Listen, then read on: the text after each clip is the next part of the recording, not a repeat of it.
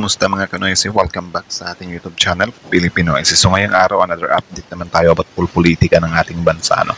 So ang video to ay mula kay Feed Buzzer and I think courtesy na din kay Christian Esguerra or Sir Christian Esguerra. No? So yan yung panonoorin natin, men. So meron itong pamagat na nakakaogag, nakaka-insulto, banat ng kilalang anchor kay Willie Revillame. So I think magandang usapin to. Tingnan natin. So bago natin simulan, Feed Buzzer, support niyo yan. Also support niyo rin si Sir Christian Esguerra. Tapos syempre, kung trip niyo ng mga ganitong reaction video, may kasama kayo manood, huwag niyo na rin kalimutang suportahan yung YouTube channel natin, Pilipinoysi. So mga Kanoysi, hindi na natin to patatagalin pa. Simulan na natin. Baka agawin pa ng China. So again, ang pamagat ng video ito, nakakaogag, nakaka-insulto, banat ng kilalang anchor kay Willie Revillame. So I think about to sa pagtakbo niya, di ba? So again, Sir Christian Esguerra, Pilipinoysi, like, comment, share, subscribe. Start. Ikaw, ano sa tingin mo? Yung Ulit, batas. star zero. Lakasan natin. Ikaw, ano sa tingin mo? Yung batas na dapat ipasa ka. Nakakabastos po, nakaka-insulto, nakakagago. To be honest. At kung hindi pa kayo na-insulto sa mga ganitong sagot, ewan ko na lang.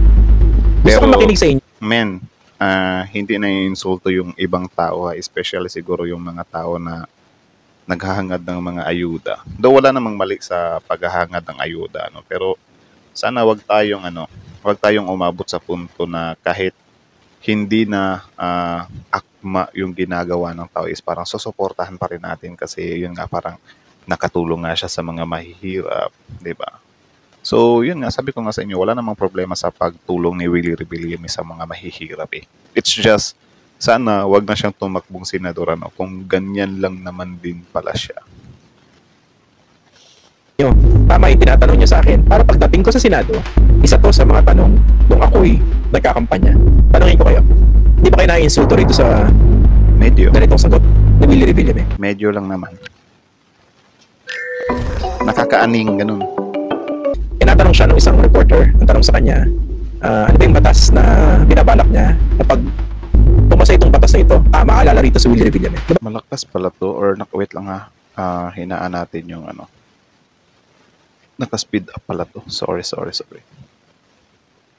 Ganun yan eh. Kung sino kasi yung principal author ng isang batas, pinapangalan sa kanya yung batas na yun. Yung first part na ito, alam niyo, medyo ano siya, yung estilo na, nako, parang hindi ko alam yung sagot. Medyo i-dribble ko muna, i-delay ko muna ng content. Purihin yung tanong na yan. Diba? So, I think marami naman sa atin na yung nakakapansin ng ganyan na parang sa mga Miss Universe nga, di ba? Na parang kapag tinatanong sila, para makapag-isip pa sila ng konti, like, nag-iisip mo na sila, like, okay, good question. Nice hearing that question. Thank you for that wonderful question. I think for me, walang problema dyan. Ano? Alam na ni Alan Herman yung mga ganyang style eh. Style yan eh. Hindi po, pag hindi pa kayo ready na sagutin yung tanong, purihin nyo muna yung tanong. That's a good question. Sabi niya, ang ganda ng tanong mo ha, nakakapag-isip yung tanong na yan. Napapaisip daw siya sa tanong na yan. Ikaw, sa tingin mo, anong batas na dapat Isip siya sa tanong na yun, tapos nagtatanong siya. Binalik niya yung tanong doon sa nagtanong. Ano siya? Ang ganda ng tanong mo ha, nakakapag-isip yung tanong na yan. Napapaisip daw siya sa tanong na yan. Ikaw, sa tingin mo, anong batas na dapat gawin ko? Binalik niya yung tanong doon sa nagtanong. Ano siya tingin mo yung... Napapaisip daw siya, pero binalik niya yung tanong sa nagtatanong. Actually, nung makita ko to, medyo naaaning talaga ako. And then, syempre naka-live kasi to dati nung nakita ko eh. So, parang pinagpipiestahan talaga si Willie Revillame sa comment section. Ano ba yan? Anak ng teteng? Something like that. I know for sure kayo din, yun din yung nararamdaman nyo. Pwera na lang siguro dun sa mga diehard supporter din ni Willie, ano. batas na dapat isulong ko. Sabi nung nagtatanong, sir, hindi po ako tumatakbo sa pagkasenador. Kayo po yun. At tama rin, di ba? Imagine mo, ibalik sa'yo yung tanong mo.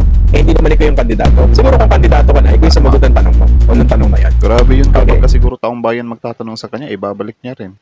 Diba? Kuya Will, anong gagawin mo sa Senado? Kayo, ano ba sa tingin nyo ang gagawin ko? Ano ba yung dapat kong gawin, anak ng teteng? Oh. Hindi man lang nag-effort na mag-isip, di ba? Sabi niya, isa kang mamamayang Pilipino. Ano sa tingin mo ang batas na dapat gawin ko para sa mga kababayan natin? Gusto kong makinig sa inyo. Tama yung tinatanong niyo sa akin. Para pagdating ko sa Senado, isa to sa mga tanong kung ako'y nagkakampanya. Kaya nga, Tanongin ko kayo. nihalal namin kayo kaya, para kayo na yung gumawa ng batas tapos ngayon, itatanong niyo sa amin. 'Di ba? I think ang magandang gawin dyan, siguro ang ibig sabihin ni Kuya Will, pero yun nga, parang malayo yung ibig sabihin niya. Siguro ang ibig niyang sabihin, di ba, mostly sa mga batas naman na ginagawa ng mga senador natin, is nakabase din sa totoong kwento or totoong pinagdadaanan ng tao, di ba? So parang doon sila kumukuha. Kaya nga meron silang tinatawag na yung mga hearing, like for example yung kay Senior Aguila na pinapunta nila doon sa Senate para pwede nilang baka may makuha silang idea doon or baka may maano sila na batas sa issue ni Senior Aguila na something like that pa na yun, bawal na ang mga agila sa bundok. Something like that pa. Kung ano yung maisip mo. I think yun yung ibig sabihin ni Kuya Will pero hindi or malayo yung pagkakasabi niya. Something like that na parang iba kasi yung yung dapat kasi yung mga press ko na yan or yung mga press interview na yan, 'di ba? Publiko yan eh. Dapat paghandaan mo yan, pag-effortan mo yan, 'di ba? Na kung ano man yung itatanong sa ibabalik mo talaga yan. Bibigyan mo talaga sila ng magandang sagot. 'Di ba? Di yung parang ibabalik mo na lang yung tinatanong nila. So tumakbo ka pa. Di ba kayo na-insulto rito sa Medyo. ganitong sagot ni Willie Revilla? Honestly, ako na-insulto. Insulto tong ganitong mga sagot ng isang kandidato sa pagkasenador. At hindi siya ordinaryong kandidato. Isa itong kandidato Tama. na popular at malaking tsansa na makapasok yan sa Magic So 12. talaga, yung yung survey ng News 5, top 12 si Willie Revilla, men. Like kabahan ka na. Magdasal-dasal ka na.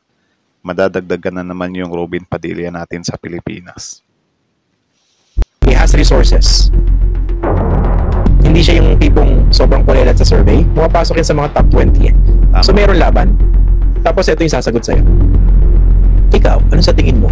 Yung batas na dapat ipasa ko? Nakakabastos po. Nakaka-insulto. Tama. Nakakagago. To be honest. At kung hindi pa kayo na-insulto sa mga ganitong sagot, ewan ko na lang. Ewan ko na lang. Which is yan yung sad reality. Kasi yun nga, sabi ko nga sa inyo, mga kababayan natin is talaga sila. Sobrang diehard na sila ni Willie. Ewan ko ba kung mga natulungan na yan ni Willie or naghahangad pa na matulungan ni Willie. Diba? Pero alam nyo yung ganyang mindset na bakit senador pa? Diba? Sa dami ng pwede mong takbuhan, pwedeng mag-ano ka nang naman muna, barangay. Bakit senador pa talaga? Diba? Kasi hindi nyo rin kami pwedeng sabihan na sahod yung sahod yung habol nyo dyan eh. Kasi syempre, mayaman na nga kayo, di ba? Milyonaryo, bilyonaryo na kayo. Pero bakit senador? Kayo mismo sa sarili nyo, aware kayo na wala nga kayong alam sa trabaho ng senador. Or hindi nyo nga deserve yung pagiging senador. Di ba? Bakit hindi na lang kayo, hindi na lang kayo manatili sa kung nasan man kayo. Di ba? Or, yun nga, kahit barangay na lang. Subukan yung barangay. Total, yung mga artista naman na tumakbo sa mga barangay-barangay, wala naman kaming paki. Di ba? Like, sige, dyan kayo. Patunayan nyo yung sarili nyo dyan bago kayo umakyat dito sa Senado. Di ba? Yung iba din kasi nagmamadali. Porket sobrang kilala sila or sobrang confident sila na iboboto sila ng taong bayan. Kasi syempre, parang nakadetect na sila or na-detect na nila na itong mga Pilipino, grabe to, high ang voting rate ng mga sikat na mga artista. Kita nyo si Lito Lapid nag-top 3 pa nga, di ba? Bong Revilla nag-top din. Di ba? Mga Tulfo nag-top din. Iba yung impact ng mga sikat dito sa Pilipinas eh. Like sabi ko nga sa inyo, kapag tatakbo si Vic Soto, for sure, top sa survey yan. 'Di ba? Ganyan yung yung mindset ng Pilipino. Imagine no. Again hindi po natin pine-personal si Willie Revilla. Okay? He's good as at what he does. Yung sa show business, bilang isang negosyante, game show host, musician, magaling na drummer yan. We respect all of that. Honestly, walang halong sarcasm. Pero kung papasok po siya sa larangan ng politika at gustong maging isang senador, dapat seryosohin niya ito. Tama. Yan din yung isa sa yan din yung isa sa nakakatawa dyan. Kasi yun nga, imbis na yun na yung point mo, 'di ba? Na makapag-explain ka sa sarili mo or i-prove mo sa tao na kaya mo ba? Ano ba yung kakayahan mo? Ano ba yung plano mo bilang senador? Biglang babanat ka na ano ba sa tingin niyo maganda kong gawin? Tapos yung isang interview pa ni Willie, ang sabi niya doon, wag mo muna akong tanungin, hindi pa ako senador eh. Saka muna ako tanungin kapag ka senador na ako. Like ano yun? Ano yan kapag kunyari nag-a-apply ka ng guard, tapos sasabihin ka ng management or ng company, meron ka na bang nagkapag-training ka na ba? Or alam mo na ba yung gagawin mo as a security guard? Marunong ka bang mag-control ng emotions mo? Baka kasi bing-bing ka na lang bigla ng mga customer na makakaalitan mo eh. Tapos sasabihin ng security guard? Saka mo na itanong sa akin yan man kapag naging security guard na ako ng kumpanya nyo. Pero kung hindi, huwag niyo muna akong tanungin. Parang ganun. Diba? Bakit? Do you think ba, ano bang pinagkaiba ng, di ba parehas lang naman silang nag-a-apply ng trabaho? Security guard at si Willie as a senator. Tapos, bibigyan tayo ng ganyang sagot. Tapos yun nga, aware naman tayo, even si Willie Revilla, aware naman siya na sobrang hirap na nga yung Pilipinas. Di ba? So, sana hindi niya sasayangin yung seat ng Senado ba na pwede pa sanang maibigay sa ibang tao na may tira din talaga sa batas. 'Di ba?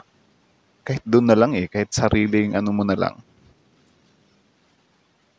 I think he's incompetent. But that's just what I think. He can prove me and many of us wrong na hindi siya incompetent. Paano? Ano ba naman mag-review? Ano ba naman mag-aral? Tama. Ano ba naman maghanda? Tumatakbo sa posisyon ng senador. Hindi man lang pinag-isipan, ano kaya yung batas na isusulong ko? Ano kaya yung mga advokasya Diba? na yayakapin ko?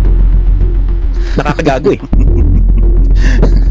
Kahit sino maaning Mamaya manood tayo ng comment section na baka may mga diehard Willie supporter dito. Nang may pakita ko rin sa inyo kung paano yung mga diehard supporter ni Willie na maipanalo si Willie kahit na ganito yung way niya na pagsagot ng mga di ba? Na pagsagot ng mga interviews about sa pagiging senador. Nang malaman nyo rin kung gaano ba talaga or bakit ganun yung mindset ng Pilipino pagdating sa mga sikat, di ba? Or bakit nananalo itong mga sikat na to? Kahit na, hindi naman nila deserve talaga yung seat, di ba? yung senador natin 24 lang. Every election cycle, pumipili tayo ng 12. Ang tumatakbo sa pagka-senador ngayon, 65. Pipili tayo ng 12. Pag napunta ka ron sa 12, ibig sabihin, binigyan ka ng mandato ng mga Pilipino para gawin yung trabaho mo ng maayos bilang senador. Tapos ganyan, isasagot natin. Ang masaklap dito, baka manalo pa yan despite that. Despite himself. Talaga, mananalo talaga si Willie. Siguro sa atin, marami talaga sa atin na ayaw si Willie, na mga mulat na tayo na parang medyo mulat na tayo sa mga sikat na yan, mga artista na yan. Pero sobrang dami ng Pilipino, like 100 million plus. 'Di ba? Tapos makikita nyo sa mga survey kung sino yung mga sikat. Sila yung mga top sa survey. 'Di ba? Yung mga deserving, wala. Kulelat. Ay nako. Ewan ko ba? Hindi tayo na pagkakataon na ganyan yung sagot niya. Di ba natanong na rin yan sa isang TV interview right after he declared his candidacy, and I think right after he filed the certificate of candidacy, natanong siya. Sabi niya tatanungin niya yung plano ko, hindi pa nga kasi I don't even know where to begin. I didn't Sorry even know for where the to word, begin. pero parang clown yung galawan. Parang ganun. 'Di ba? Na wala lang, senador kasi yan 'di ba? Sige, tulong ka dyan, tulong ka sa mga mahihirap, Kung gusto mo, magbigay ka ng 1 million jacket. Hanggang gusto mo, TV, cellphone, magpa-game show ka or whatsoever. Pero yung senador, iba yun eh.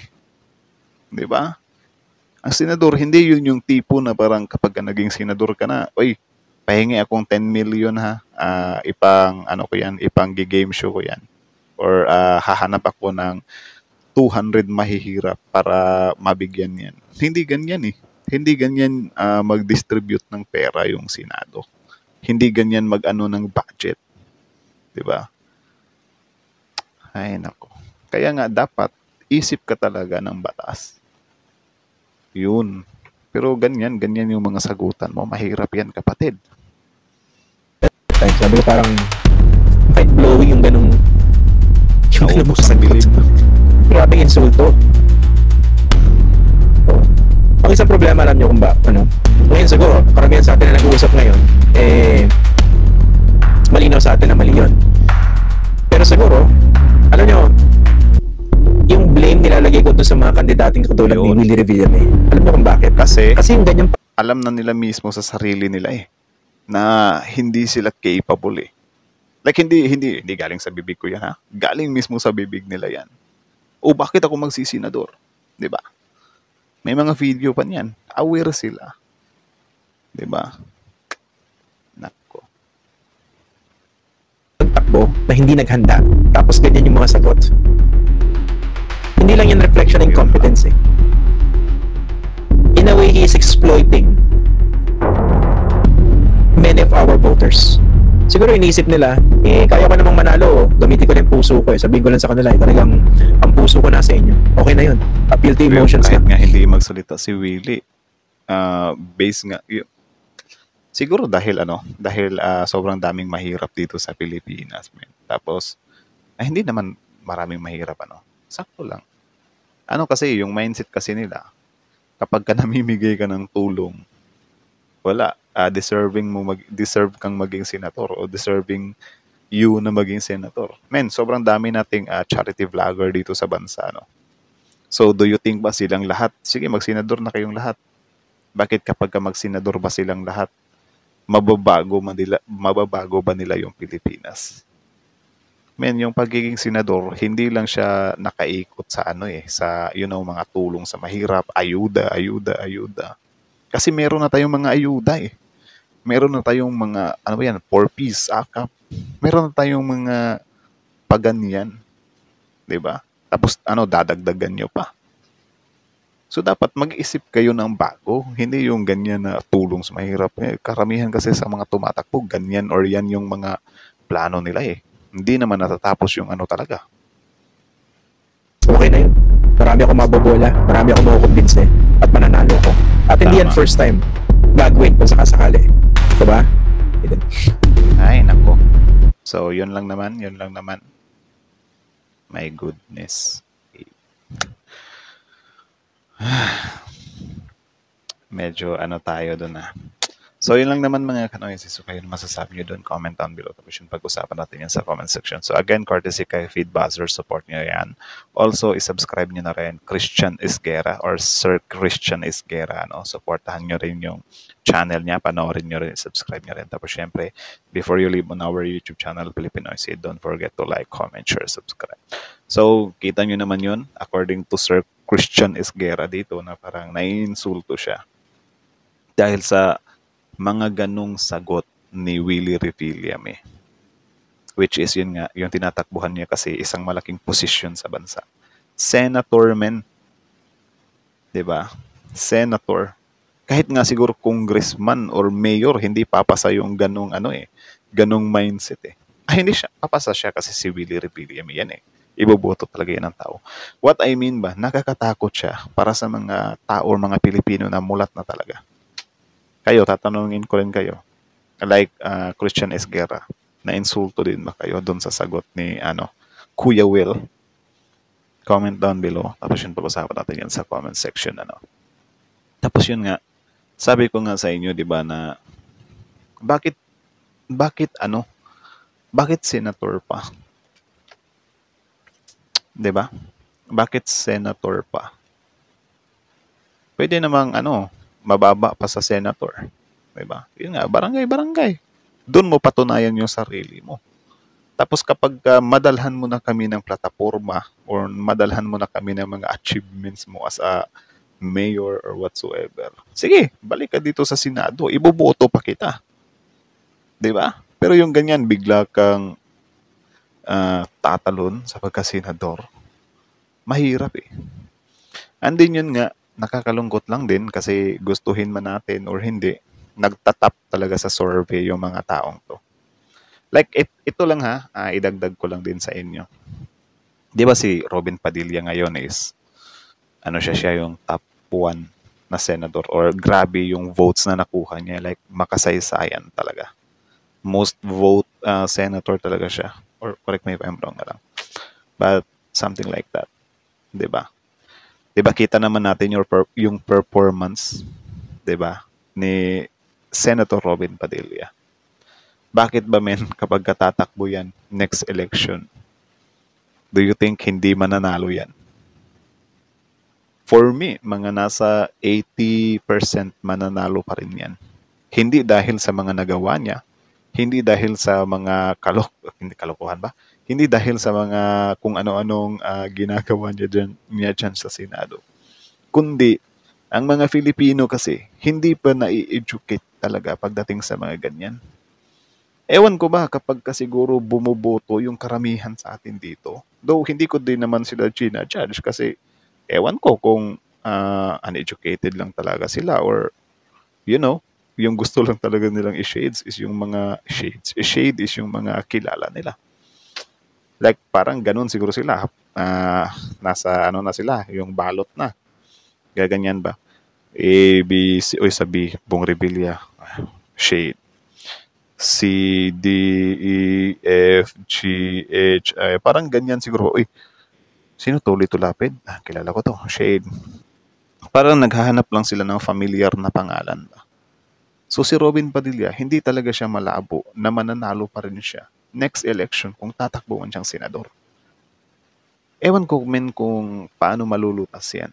Kaya nga tayo ngayon, sinusubukan natin na i-educate yung mga kababayan natin na ang senador is hindi siya about sa wala lang, mabuting puso, tutulong sa mahirap. Hindi siya about lang doon. Kasi kita nyo naman, di ba, yung pinanood natin na video na medyo nagdebate si Coco Pimentel at si Robin Padilla. Di ba nagkanda mali si Robin doon? Na parang ewan ko kung yung ni-recite niya doon or kasi binabasa niya lang eh. Ewan ko kung yung binabasa niya ba doon is siya yung gumawa nun or may researcher siya or may gumagawang iba nun. 'Di ba? Kasi sa comment sabi nila, ginagawa na nga ng iba yan. Hindi mo pa pag-aralan or nagkamali-mali ka pa, binabasa mo na nga lang. 'Di ba?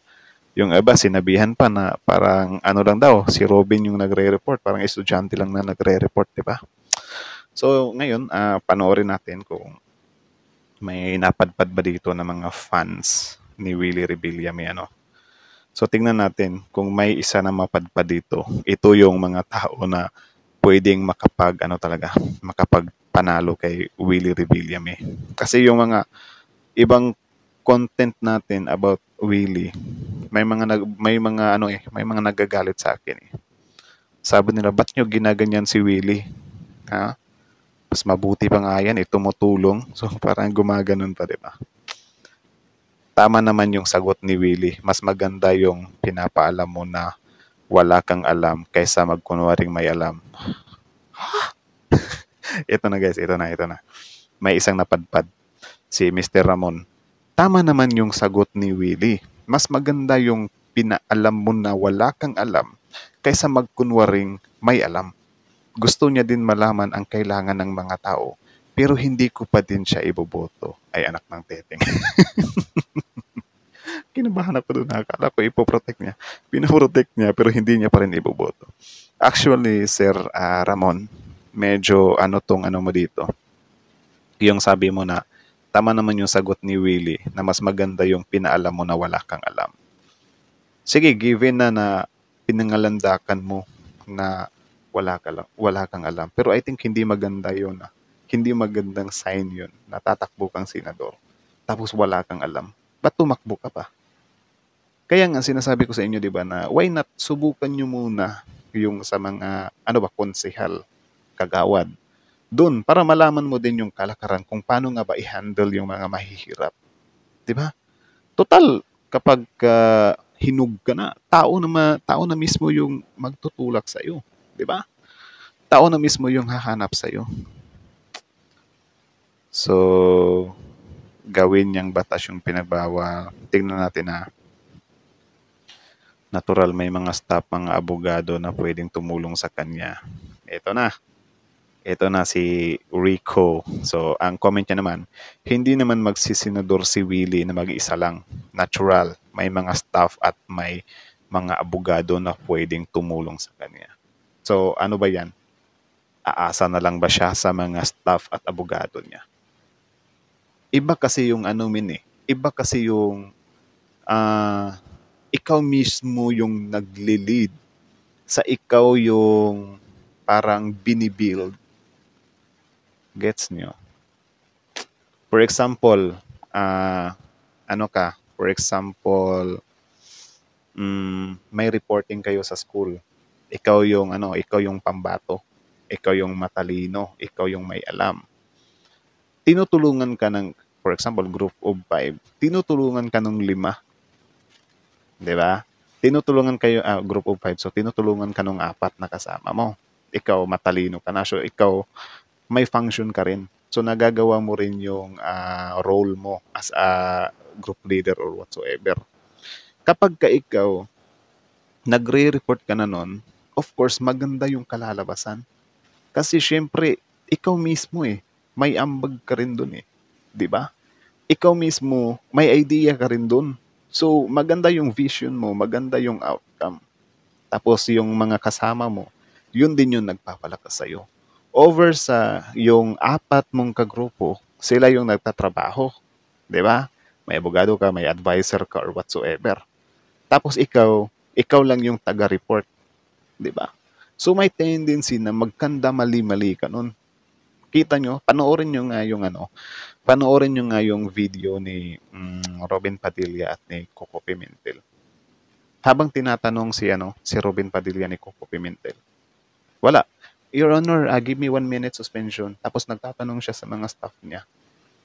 Tapos ayun, medyo nataranta na. Basa-basa. Sinabihan ni Coco Pimentel, ang layo na nung binasa mo. 'Di ba? So magiging ganyan ba? Magiging king ko yung Senado ngayon. 'Di ba? Tapos sabi ko nga sa inyo, bakit senador agad?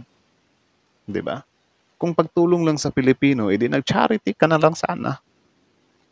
'Di ba? Kung gusto mong makatulong way of giving pera, pagkain, jacket or whatsoever. Pero yung senador, it's a no-no, anak ng teteng. Mahirap 'yan. Ewan ko kung nag-agree kayo doon sa parang may daw. May senador naman daw may mga attorney naman daw. Ay nako. So pa? Anong sagot makuha natin? Grabe yun. So, yun yung mga tao na nakakapagpanalo kay Willie. 2 na yun. Tama po yung sinabi nyo. Sa totoo lang po, hindi ako nakapagtapos ng pag-aaral. Pero, ang sagot ni Willie, sagot ng isang tambay. Ibig sabihin, ampaw lang. So, ayun. Anong gagawin ng taong ito sa Senado? Yabang lang ang alam. Dapat siguro sinagot ni Tuning na kung ganyan ang sagot niya, mag-host na lang siya. So, alam mo, dapat ma-realize mo rin ito. Mintas marunong ang isang senador yung batas na ganyan gawin. Kakibat ng pagkakakwartahan. Tama naman. May point din naman yun. So, yun. Ang advance mag-iisip, pwedeng marites, pwede ring smart. Si Willie, saka pa lang mag-iisip pag nandun na, pupunta sa gera pag nandun na, saka pa lang iisipin kung ano ang estratehiya niya, kung ano ang gagamitin aramas. To Willie, boom, tarat-tarat, please, just don't do it. Mahawak po kayo sa Pilipinas at sa mga Pilipinos, Diyos mio. Ay, nako. Siya na nga ang nagsabi na wala siyang alam mismo sa bibig niya, tapos iboboto pa nating mga Pilipino. Pero wala, iboboto nila yan. So, I think yun lang naman. Yun lang naman muna, no? So, kita nyo naman yun, men, na ganong mindset nga, di ba? May mga tao pa rin talaga na ipagtatanggol nila si Willie kahit na harap-harapan na silang ginaganyan, di ba? Ewan ko kung ba't nasa-satisfy pa rin sila. So, kita nyo naman. Kayo, ano masasabi nyo dun sa comment ni Kuya na parang meron naman daw abogado, meron naman daw mga staff, or ano ba, payag ba kayo na ganun, men? Ganyan yung mga senador natin, di ba? Kita nyo naman si Robin, di ba? Na parang, grabe yun. I think ilalagay ko na lang dito, itong video na to, panoorin nyo to. Ito yung time na si Robin Padilla at si Sir Coco Pimentel is nagkasagutan sila, 'di ba? And then si Sir Robin Padilla dyan is parang, tumitingin-tingin sa mga staff niya na, ano to, may paano pa siya na ayusin nyo yan sa susunod, ah. So, 'di ba, alam nyo yung ganyan.